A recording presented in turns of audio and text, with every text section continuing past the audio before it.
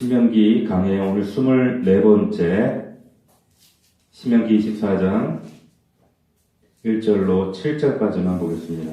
오늘 말씀의 제목은 가나안 땅에서의 자유, 가나안 땅에서의 자유, 자유에 관한 주제로 하나님 말씀 은혜를 나누도록 하겠습니다.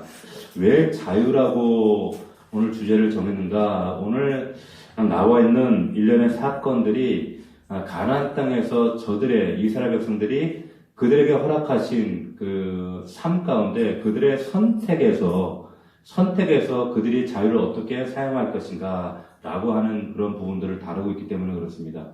이제 이스라엘 백성들을 하나님께서 이제 가나안 땅으로 들이시면서 그들이 신분이 변화되거든요. 이제 애굽에서 살 때 노예 신분이었고, 그리고 광야에서 지나올 때는 방랑자의 신분이었다가 이제 가나안 땅, 새로운 약속의 땅에 들어가면서부터는 이제 본격적으로 자유인으로 삽니다. 누군가에 의해서, 애굽 바로에 의해서, 혹은 절대자 하나님께서 자유를 주신 분이지만 광야에서 살면 사실은 자유라고 할 수는 없거든요. 왜냐하면 하나님께서 너 이리로 가라 저리로 가라 하시는 몰아가시는 삶이었기 때문에, 더군다나 이스라엘 백성들은 노예의 신분이었기 때문에 자유가 뭔지를 몰라요. 그들이 자유롭게 자신의 의지와 어떤 자신의 자율적인 선택권을 가지고 자유를 누리며 산다는 것을 한 번도 경험해보지 않았기 때문에 자유가 뭔지를 모르는 겁니다. 왜? 노예 근성과 노예 생활에 완전히 430년간 배어 있었던 삶이었기 때문에 자유가 뭔지를 체험해보지 않은 거예요. 그래서 그들에게 물론 이 자유라고 하는 것이, 그리고 그 선택이라고 하는 것이 굉장히 특권처럼 여겨지는 거지만, 그런데 하나님께서 이 자유와 우리 기독교 정신의 가장 중요한 그 본질적인 정신 중에 하나가 자유 아닙니까? 그런데 이 자유라고 하는 것이 신앙의 자유, 우리 믿음의 자유, 우리가 허락하신 이 놀라운 이 자유가 성숙하지 않은 하나님의 자녀들이 이 자유를 자기의 미성숙함으로 이 자유를 사용하게 될 때 어떤 일이 발생하는가? 엄청난 죄악이 방종으로 드러나게 됩니다. 이게 우리가 역사적으로나 우리 성경적으로 우리가 확인할 수 있었던 내용이거든요. 그래서 하나님께서 이들이 노예로 살고 있을 때에 경험해보지 못한 이 자유, 그런데 이제 너희가 가나안 땅에 들어가면 본격적으로 이제 자유인으로 너희들이 살아갈 텐데, 이 자유를 너희가 진짜 자유가 뭔지를 누리고 자유를 지키고, 그뿐 아니라 이제 너희들과 이제 마주대하며 살아가는 그 이웃들과의 관계에서 너희 자유가 소중한 만큼 이웃의 자유도 얼마나 소중한 것인가를 너희가 그것을 온전히 깨닫지 않고는 남들의 자유까지 너희들을 침해할 수 있다. 한마디로 하나님이 이제 정신 개조를 하려고 하시는 거예요. 자, 그래서 오늘 신명기 24장에 하나님께서 어떻게 자유인의 삶을 너희들이 가나안 땅에서 본격적으로 살 것이냐, 이제 그 말씀을 하시는데 1절을 한번 다시 보세요. 자, 1절을 보면 사람이 아내를 마저 데려온 후에 그에게 수치는 되는 일이 있음을 발견하고 그를 기뻐하지 아니하면 이혼 증서를 써서 그의 손에 주고 그를 자기 집에 보내라, 이렇게 얘기합니다. 자, 그러니까 그 자유에 관련해 말씀하시는데 첫 번째로 꺼내든 주제가 결혼과 이혼이라고 하는 주제입니다. 결혼과 이혼이에요. 자, 그런데 결혼하는 것도 자유고 이혼하는 것도 정말 자유롭게 하는 우리 이 시대에 살고 있지만, 하나님께서 지금 말씀 가운데 뭐라고 말씀하시는가? 자, 이 당시에 지금 이 말씀을 하시는 이 지금 1절 말씀이 왜 파격인가? 지금 이 당시의 배경은 고대 중동사입니다. 지금 중동사회는 지금도 결혼에 대해서, 이혼에 대해서 굉장히 율법적이고, 그리고 여자들이 억압되어 있는, 그러니까 전적으로 남성 위주, 지금도 그럴진데 지금부터 그 수천 년 전에 그 당시에는 오죽했겠어요. 그 당시에 결혼이라는 것은 사실은 어떤 결혼이었냐면 남자가 여자를 돈 주고 사와요. 그러니까 소위 말하는 지금도 그 잔존에 있는 지참금이라는 거 주고, 뭐 양 주고 소 주고 아니면 뭐 비싼 옷을 주고 재물을 줘서 여자를 사오는 겁니다.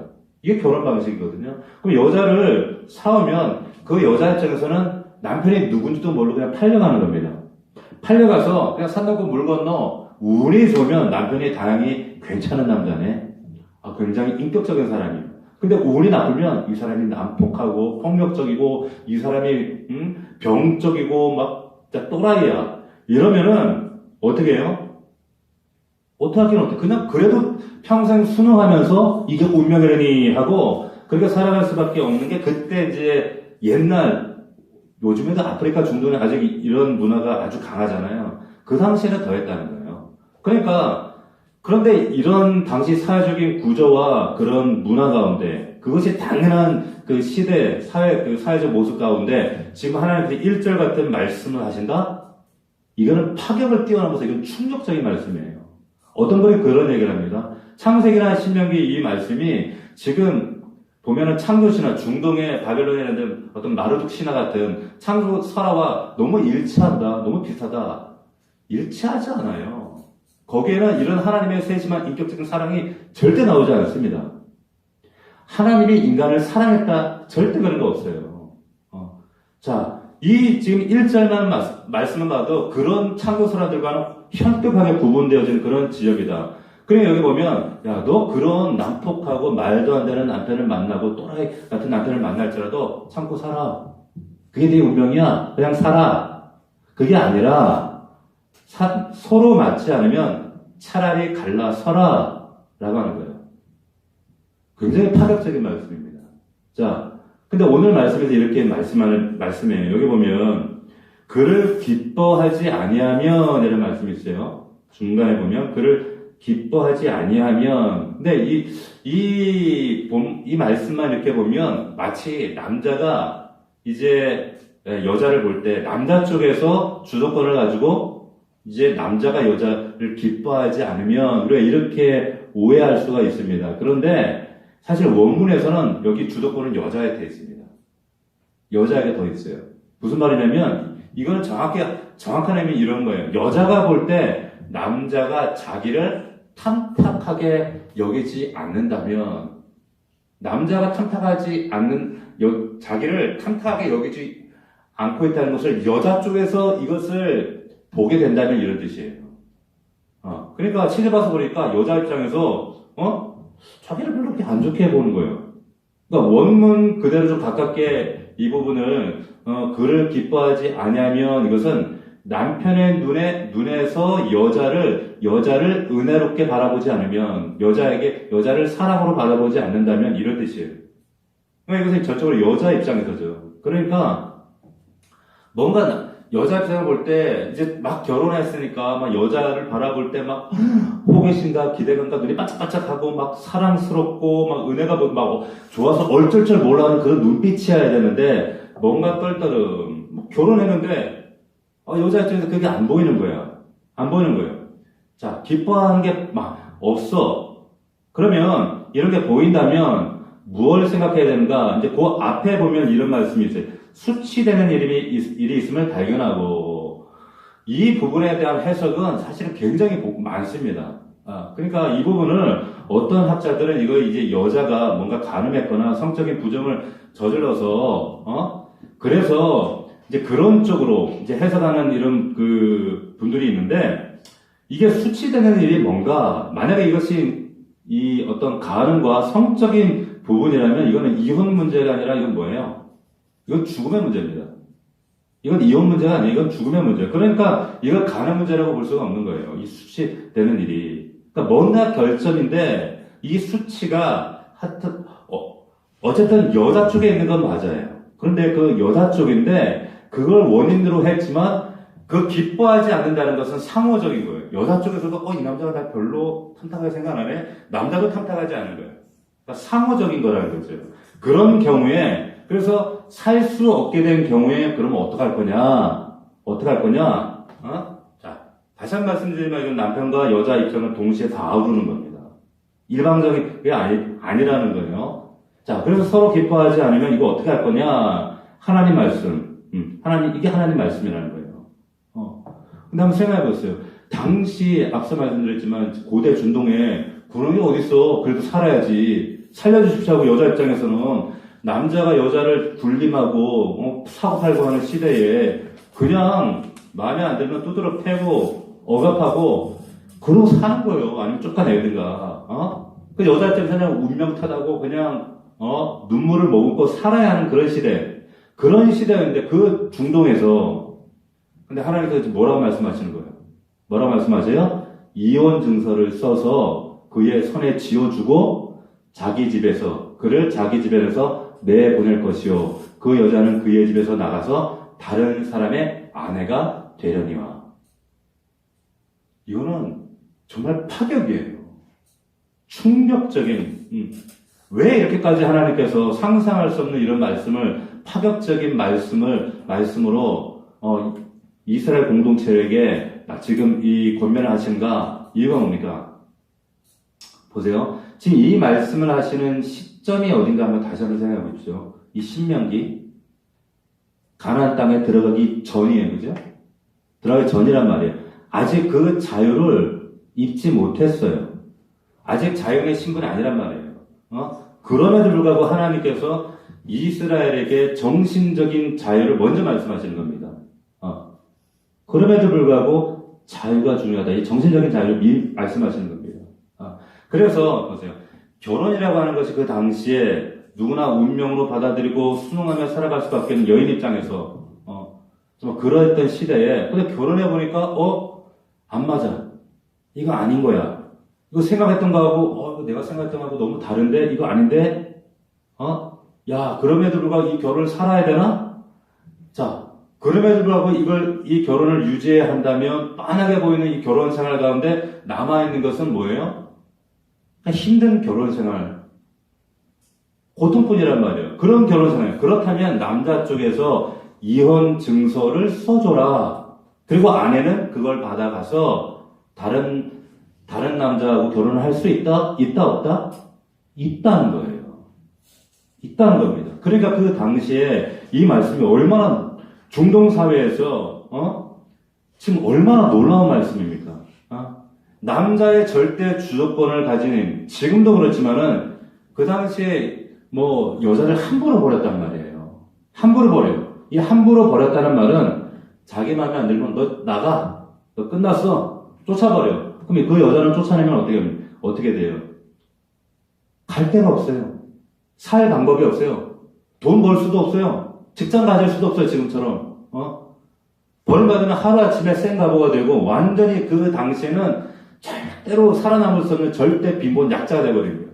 그러니까 성경에 하나님께서 너희가 고아와 과부와 나그네, 고아와 과부 나그네 이들을 너희들이 돌아보는 게 이게 공의다. 하나님께서 그렇게 강조하신 이유가 왜 그러냐면 너무 하나님께서 안타까워요. 너무 그냥 인권 자체에 그냥 여자는 숫자 안에 들어가지 못하고 그렇게 정말 그러다가 여자들이 죽어가는 영혼들이 수도 없이 많았다는 겁니다. 그래서 하나님께서 그러면 이 여인은 버림받게 되어지면 생계유지도 할 수 없고 그러면 이 여자가 나가서 이제 이 사람이 돌싱인지 버림받은 건지 하자가 있는 건지 문제가 있는 건지 알 길이 없어요. 그럼 다른 사람도 혹 그 여자를 봤을 때 저 여자가 내가 마음 드는데 결혼을 하려고 해도 이 사람이 지금 정확하게 버림받은 건지 하자가 있는 건지 문제가 있는 건지 결혼해도 되는 건지 남의 아닌지 알 수 없으니까 그러니까 너희가 법적으로 합법적으로 이혼 증서를 써서 그 여인의 손에 쥐어줘라. 그래서 자유를 줘라. 자유를 선포하게 해라. 그래서 여기에 이혼 증서라는 말도 중요하지만 여기에 나와 있는 그의 손에 쥐어주라는 거예요. 이 말이 더 중요합니다. 그 과부가 된 여인의 손에 이거 쥐어주라는 거예요. 그러면 이혼 증서를 써서 그러면 가진 남자가 이혼서를 써가지고 지가 갖는 게 아니라, 그래서 너 나가! 너 하자신데 나가! 그게 아니라, 써서 이 여인에게 당신은 이제 이혼한 사람이고, 이제 내 아내가 더 이상 내 아내가 아니니까, 누구랑 결혼해도 나는 다른 이의가 없습니다. 난 절대 이의를 제기하지 않습니다. 이 이혼 증서를 정확하게 써서 그의 손에 쥐어줘라. 그러면 그 여인이 어떤 사람을 새로운 인연을 만나더라도 그 증서를 보여주게 되면 이제 그 사람 아내가 저는 이제 그 사람 아내가 아닙니다. 저 결혼해도 됩니다. 라고 하는 증거로 사용된다는 거예요. 증거로 보세요. 그러니까 이게 오늘날 우리의 상황과 문화와 지금 가치관과 굉장히 많이 다르죠. 그러나 그럼에도 불구하고 지금 이 당시 하나님 이 말씀하시는 거는 중동 문화에서 파격인 거예요.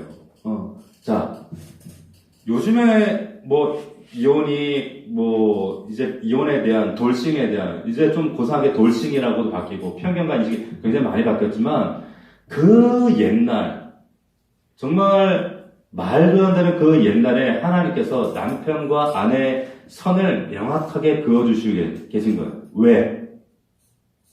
자유 때문에. 자유라는 것. 그래서 지금 이스라엘 백성들에게 너희가 자유가 무엇인지를 지금 정신 개조 훈련하시는 겁니다.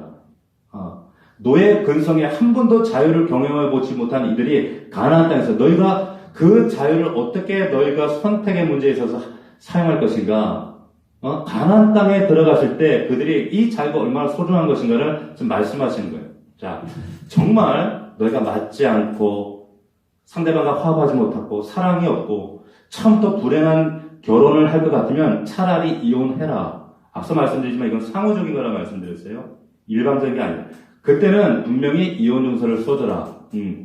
오해하지 말, 여러분들이 또 이렇게 얘기하면 또 여러분들 오해하시는 거, 하나님께서 이혼 이제 막 해도 되는구나. 이런 말이 아니라는 말이에요. 이런 말이 아니라 이 증서를 왜 이혼 증서라는 말을 하나님 하시냐면 그 당시에 문화라면서요. 그 당시에 이게 충동적으로 너무나도 버젓이 이런 애들이 만연했다는 거예요.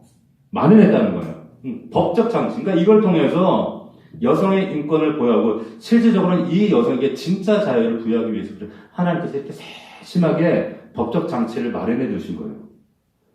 그 당시에는 이런 법이 없어요. 하나님이 이만큼 우리를 향해서 이렇게 세심한 분이세요. 자, 왜냐? 솔직히 우리가 살면서 여러분 이혼 한번 생각 안 해보시는 분 있어요?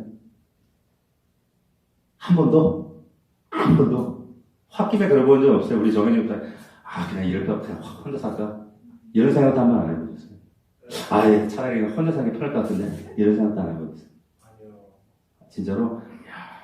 아내가 옆에 있어서 확인할 수는 없지만 우리가 속으로 조금 저도 그런 생각 해본 적 있는데 혼자 이렇게 그냥 솔직하게 그리고 그냥 말이라도 어떤 분들은 막 쉽게 입 밖에 막 이런 분들도 있고 우리도 꼭 그럴 수도 그런 경험이 있거나 그럴 수도 있잖아요. 그게 사람이란 말이에요. 그런데 보세요. 입 밖으로 냈다고 해서 이혼된다 그러면 생각해 보세요. 이 세상에 부부가 남아있을 부부가 없어요. 안 그래도 지금 두 가정 그러면 한 가정 이혼하는 세상인데. 근데, 보세요. 하나님은 마음으로 이혼하려는 생각을 가졌다고 해서, 그게 이혼이 아니고, 입 밖으로 내뱉었다고 해서 그게 이혼이 아니고 어떻게 해요? 여기 보면, 정확한 증서를 써줘라. 법적 공증 절차를 밟아야 된다. 그러면 어떻게 해요?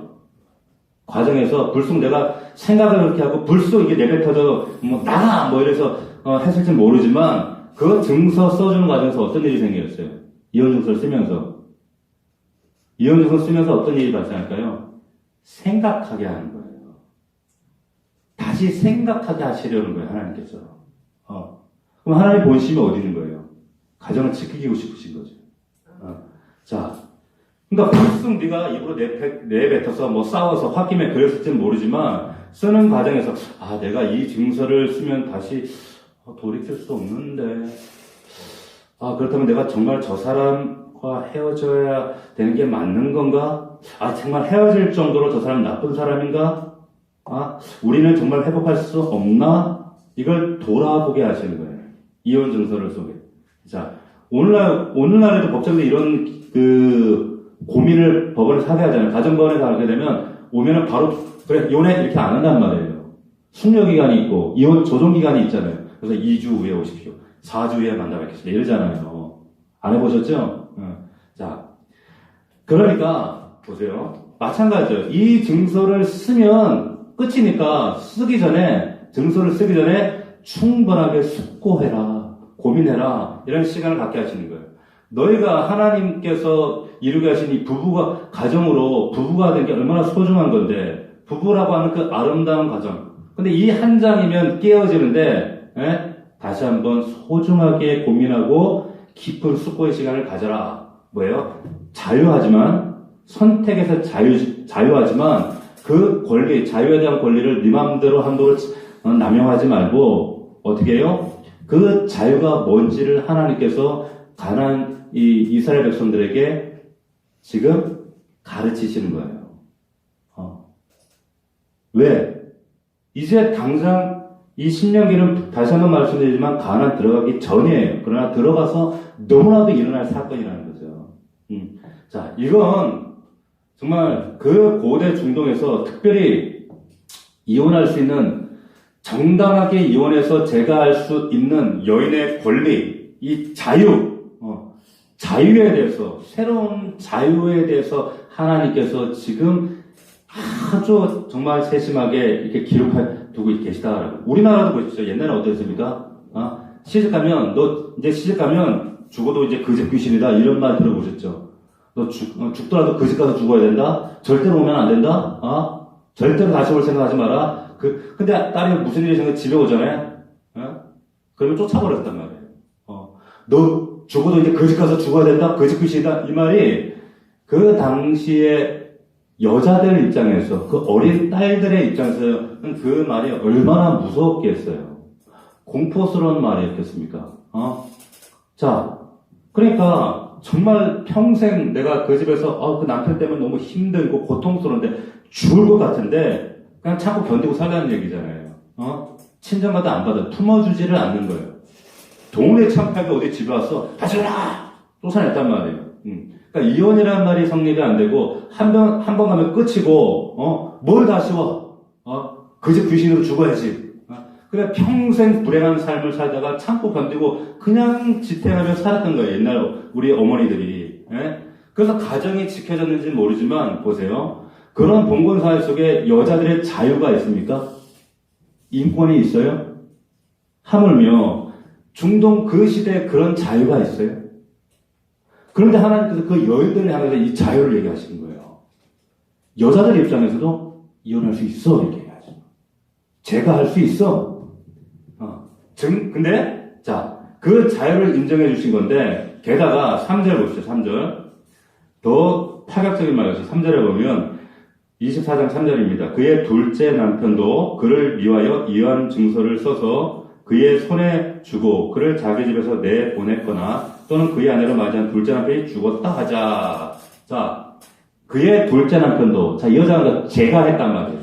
제가 했는데 둘째 남편을 맞이했다는 거죠. 그런데 둘째 남편도 이혼 증서를 써서 그에게 이혼 증서를 써줬어요. 또 이혼했어. 정확하게 둘째 남편도 이혼 증서를 써줘라. 그런데 보면 써서 자기 집에 내보냈거나 또한 그를 아내로 맞이한 둘째 남편이 제가 했는데 남편이 이렇게 이혼 증서를 써서 이혼했거나 근데 혹은 죽을 수도 있다. 자, 그러면 4절 그 여자는 이미 몸을 더럽혔은 즉 그를 내보낸 전 남편이 그를 다시 아내로 맞이하지 말지니 같이 읽습니다. 시작. 이 일은 여호와 앞에 가증한 것이라. 자, 이게 그냥 복상을 해서는 이게 무슨 말인지 이해가 안 돼요. 보세요. 이게 왜 하나는 이건 또 무슨 말인가? 자, 첫 번째 남편, 1번 남편을 맞이해서 이혼 증서를 써서 줬단 말이에요. 제가 했어. 2번 남편과 결혼했는데 2번 남편과 이혼했든지 아니면 2번 남편이 죽었어. 그러면 1번 남편에게, 전 남편에게 절대로 돌아가지 마라. 이렇게 얘기했어요. 왜 그럴까요? 윤집사님 왜 그럴까요? 응? 이거야말로 이게 여인의 자유를 보장하는 거예요. 여인의 권리를 얘기하는 거예요. 그런데 한 번 마음 안 들어서 이혼했지만 그 이혼한 여인이 보세요. 이제 그렇잖아요. 낯쓰기는 싫고 남 주기는 아깝고 근데 그 여자가 시집을 갔는데 재가를 했는데 보니까 전 남편 입장에서 보니까 잘 사네? 잘 사네? 못 살 줄 알았는데 저런 모습으로 저런 모습이 있었네? 하면서 그런 마음이 들 수 있잖아요. 그런 마음이 들 수 있어요. 그러면서 마음에 내가 괜히 이혼했나? 저런 면이 있었네? 그런데 그 여자가 둘째 남편하고 제가했다가 이혼했어. 어떡하니 하고 다시 데려와 살 수 있잖아요. 그런데 절대 하지 말라는 겁니다. 그거 하나님이. 왜 그래요? 왜 그렇습니까? 자, 여기 나오잖아요. 여기 나오잖아요. 응? 여기 보면 뭐라고 되어 있습니까? 이 일은 요 앞에 가증한 것이라 이렇게 기록되어 있어요. 제가 여러 차례 말씀드렸죠. 가증한 일이다 이러면 이게 뭐와 관련되어 있다? 우상 숭배와 관련되어 있다는 거예요. 아니 내가 다시 전 남편 돌아가는 거 우상 숭배하고 이게 무슨 관련이 있나? 근데 하나님이 이거 우상 숭배를 본다는 거예요. 왜 그런가? 뭘 가르치는가? 자, 요 앞에 가증한 것이다. 우상 숭배다. 아니 왜 결혼한 여자가 두 번 결혼했다가 다시 전 남편 돌아가는 게 왜 우상 숭배입니까? 그런데 이것을 영적으로 우리가 자세히 들여다보면 자, 하나님을 믿는 사람이 자기 마음대로, 자의대로, 자기 생각대로 마음을 함부로 우상에게 줘요. 우상을 섬겨요. 왜? 가나안 땅에 들어가면 다 농사 지으려면 바알하고 아세라를 섬겨야 되거든. 그러니까 어쩔 수 없이 세상과 타협하고 바알과 타협하고 아세라 타협했는데, 그래서 우상을 섬기다가 아유 뭐 어쩔 수 없잖아. 뭐 농사 지으려면 살려면 이게 인지상정인데 이러면서 뭐 때 되면 나중에 뭐 하나님께 다시 돌아가면 되지 뭐 그런다는 거예요. 그것을 하나님 원천 봉사하시는 거예요. 결혼이 그런 것처럼 하나님 앞에 너희가 그렇게 살 수 없다는 겁니다. 자, 그러니까 내 마음대로, 내 편의대로, 내 상황대로, 내 형편상 상황상 가나안 신에게 네 마음 주고 몸 주고 정말 극도의 그 신전에서 쾌락의 현장이 벌어지잖아요. 그래야 비가 내린다고 생각했기 때문에. 그러다가 뭐 언제든지 하나님께 돌아가면 되지 뭐. 하나님도 내 연약한 거 아시잖아. 내가 이 모양인 거 뭐 한두 번 보셨나 아시잖아. 때가 되면 돌아가면 되지. 근데 하나님 그거 가증하다는 거예요. 안 된다는 거예요. 그러니까 그런 인간들의, 이 가나안 백성들이 앞으로 자행되어질, 그러니까 이후에 말씀 보면 그런 일들이 실제 벌어지거든. 그러니까 하나님 원천 봉쇄. 네. 자, 그래서 이 말씀 하시는 거예요. 그러면 여기서 하나님 보이시면 어디 있어요? 이 말씀이, 이혼해도 되고, 내 마음대로 살아도 되는구나. 이 말씀이에요. 이혼여서 써주고, 제가 하게 해라. 이 말씀 가운데, 하나님의 본심이 뭡니까? 하나님 제대로 섬기라는 거예요. 너희가 가나안 땅에 들어가면 겪게 될 수많은 그런 유혹과 우상들과 그런 현실 앞에 타협할 수밖에 없는 그런 현실이라고 말할 수밖에 없는 그런 상황 가운데 있다 할지라도 너희들 하나님만 섬겨야 돼. 하나님 한 분만이야. 그게 너희들 살 길이야. 그러지 않으면 망한다. 말씀하고 있어요. 자, 너희에게 주신 자유지만, 너에게 허락하신 선택이지만, 이제 가나안 땅에서 노예로 살던 근성을 벗어 던지고, 노예의 신분에서, 이제 광야의 방랑자의 신분에서 가나안 땅에 들어가서 이제 본격적인 자유인으로 살아갈 때, 너희들이 만나게 될 수많은 선택의 과정들, 그 자유를 가지고 너희들이 방종의 기회로 삼아서는 안 돼. 그것이 가장 적실하게 나타나는 게 결혼과 이혼의 자리라고 하는 거예요. 왜냐면 실제로 역사적으로 여자들 갖다 버리는 일이 너무나도 흔했어요. 자, 그래서 이어집니다. 4절 하반절에 보면 너는 내 하나님 여호와께서 내게 기업으로 주시는 땅을 범죄하게 하지 말지니라. 무슨 말이에요? 이 앞에 가증한 일, 우상 숭배한다는 건 뭐냐? 너에게 허락하신 그 땅을 더럽히는 일이다. 그 땅이 어디입니까? 가나안 땅이란 말이에요.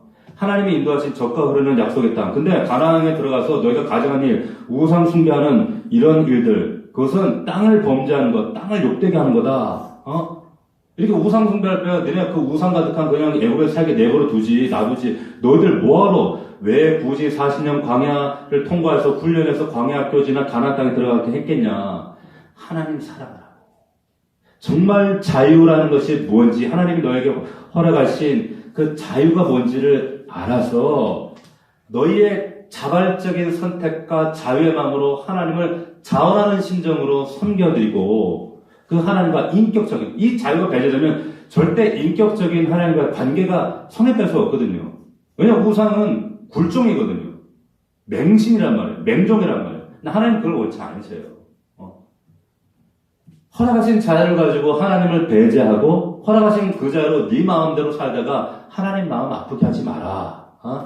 자, 너 여기까지 와서도 우상 숭배할래? 그 하나님 허락하신 가나안 약속의 땅을 욕되게 하는 거야. 자, 그러면서 5절 이어지는 거예요. 5절 다시 한번 읽어봅시다. 시작. 사람이 새로이 아내를 맞이하였으면 그를 군대로 내보내지 말 것이요 아무 직무도 그에게 맡기지 말 것이며 그는 1년 동안 한가하게 집에 있으면서 그가 맞은 아내를 즐겁게 할지니라. 자, 그러면 이게 무슨 말인지 이해해야 되는 거예요. 그결혼하면 1년 육아휴직 하라는 얘기구나. 단순히 그게 아니라 이걸 이제 문맥에서 보면 이 의미가 어떤 의미인지 명확하죠. 자, 왜?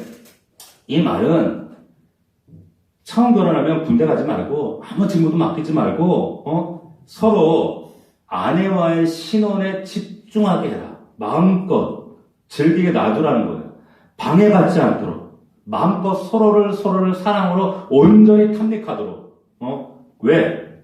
그래야 보세요. 서로 단점보다는 장점 발견하고 서로에게서 매력을 발견 보게 되고 그리고 성적으로 충분한 연합을 위해서 그런 자식을 낳을 거 아니에요. 자식을 낳아야 생산하면 그 아이 때문이라도 헤어지지 않고 살 거 아니에요. 그러니까 두 사람의 결혼을 더욱더 공고하게 하기 위해서 1년 동안 아무것도 하지 마라. 아무것도 하게 하지 마라. 왜? 여기 보면 보세요.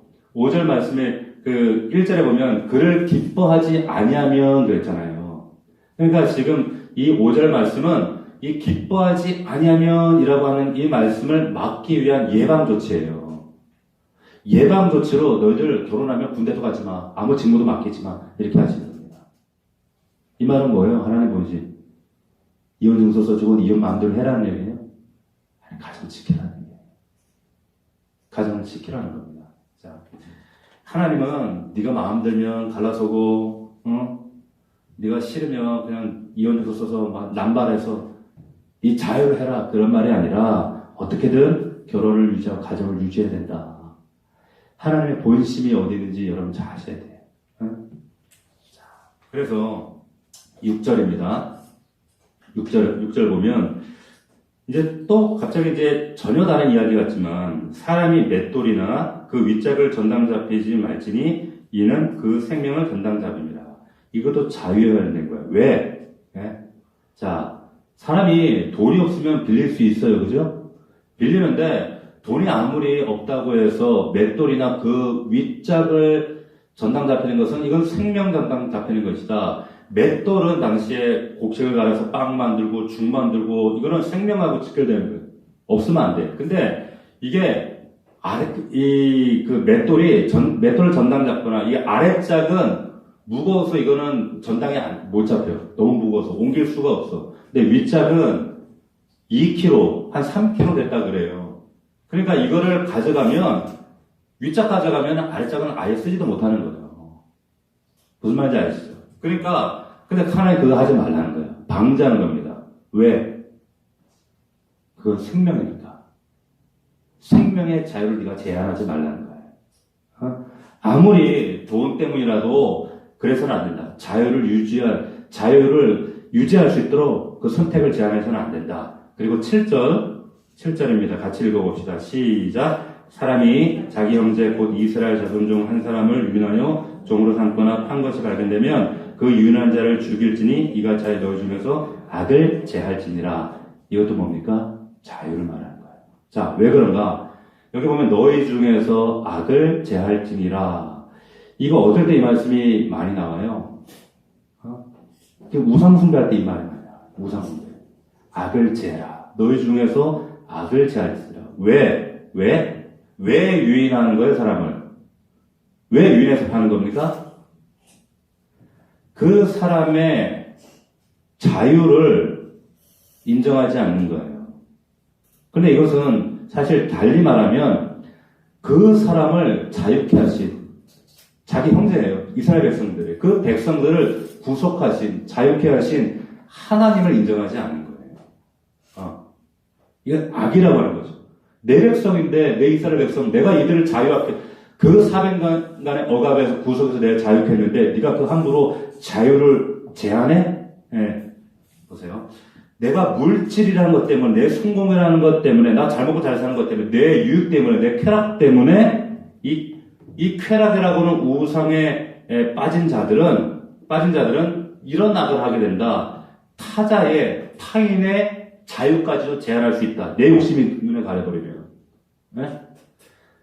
그래서 그 유일해서 사람을 판다든가, 종으로 삼는다든가, 이것은, 절대로 있을 수 없다. 그러니까 어떻게 알았습니까? 그 사람을 유인해서 그 자유를 제한하는 자는 성경을 보니까 죽여라! 얘기하는 겁니다.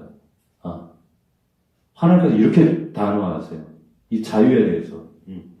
자, 오늘 24장에서 말씀하시는 것은 네가 손발이 묶였다고 해서 네가 자유가 제한되는 것이 아니고 바로가 너를 압제한다고 해서 네가 자유가 제한된 것이 아니고 네가 애굽의 종된 신분 너에게 네 등에 넌 종이다라고 인을 찍어서 네가 종이 아니고 자연이 된다는 것은 그것들을 다 지워내고 내가 속박됐다고 자연이 되는 것이 아니라 자유하는 인식을 다시 말하면 네 생각이 이게 전환이 되어야 된다.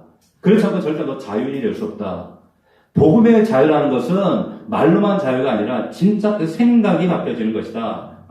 그러니까 다른 사람의 생명을 소중히 여긴다면 네가 이 의식을 가지고 있다면 다른 사람의 생명도 그래서 맷돌도 함부로 가져오지 않고 네가 의식이 바뀌어 다른 사람 맷돌도 함부로 가져오지 않을 거 아니냐. 다른 사람 함부로 종을 삼지 않을 거 아니냐. 응? 그리고 결혼이라고 하는 이 가장 중요한 결혼과 이혼이라고 하는 이 문제에 있어서도 이 자유만큼은 이 자유의 문제에 있어서만큼은 그 당시에도 상상할 수 없는 하나님께서 지금 자유인권 선언을 하시는 거예요. 그만큼 이것이 우리 믿는 자들에게 허락하신 하나님의 자유와 선택이라는 거 굉장히 소중한 거예요.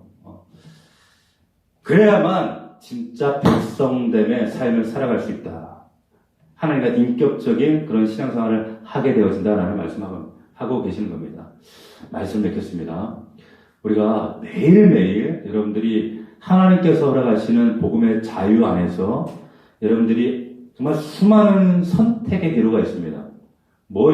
엄청난 결혼과 이혼이라고 하는 문제가 아닐지라도 일터와 삶 속에서 선택이라는 문제가 있을 때 내 자유지 내 선택의 자유지 내가 만나고 싶고 내가 취하고 싶고 내가 사고 싶고 아주 사소한 자유일지라도 하나님께서 주시는 자유는 성숙한 자에게 주시는 자유예요. 미성숙한 자에게 자유를 주면 그것은 정말 죄밖에 안 났습니다.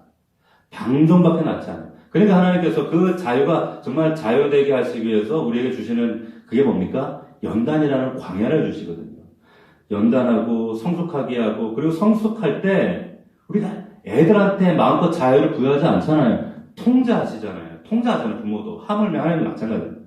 그 자유가 성숙하기 위해서는 반드시 하나님의 연단의 과정이 필요해요. 근데 그 자유를 통해서 하나님은 정말 인격적인 신앙 안에서 믿음의 열매를 맺기를 원하시는 거예요. 그런 저와 여러분들이 되기를 주의 이름으로 축원합니다. 그래서 오늘 이 말씀 정말 이 자유를 선포하신 이 말씀이 그냥 결혼 이혼 얘기구나 그게 아니라 하나님께서 우리 믿는 자들의 자유를 얼마나 소중하게 여기신가 얼마나 이것이 귀한 것인가 여러분들을 깨닫고 정말 성숙하게 믿음으로 아름답게 거듭날 수 있는 저와 여러분들이 되기를 주의 이름으로 축복합니다. 기도합시다. 이 밤에도 하나님께서 우리에게 허락하신 자유와 선택의 권리를 가지고 이 자리에 나왔잖아요. 우리가 정말 기도할 때 하나님 내 뜻과 내 마음의 간절함이 있지만 먼저 주의 은혜와 주의 뜻을 구하기를 원합니다. 하나님 내 입술을 열어 내 의를 가지고 기도하는 것이 아니라 내 의지로 주님 앞에 간구하는 것이 아니라 하나님 주께서 허락하신 자유와 선택으로 주의 성령께서 인도하시는 기도를 행할 수 있도록 도와주시옵소서. 나라와 민족과 우리 넘치는 교회와 아버지 하나님 우리 다음 세대 우리 아들 딸들을 위해서 아버지 하나님 앞으로 10년 아니 5년 10년 후에 정말 격동하게 변화되게 될 이 세상 기후의 변화와 환경의 변화와 아버지 경제적인 인플레이션 수많은 변화들 가운데 아버지 하나님 정말 육신적으로 살아남아야 하고 그 가운데 믿음을 지켜내야 할 우리 다음 세대 우리 아들 딸들 저들에게 하나님 믿음을 주시옵소서. 진리를 허락하여 주시옵소서.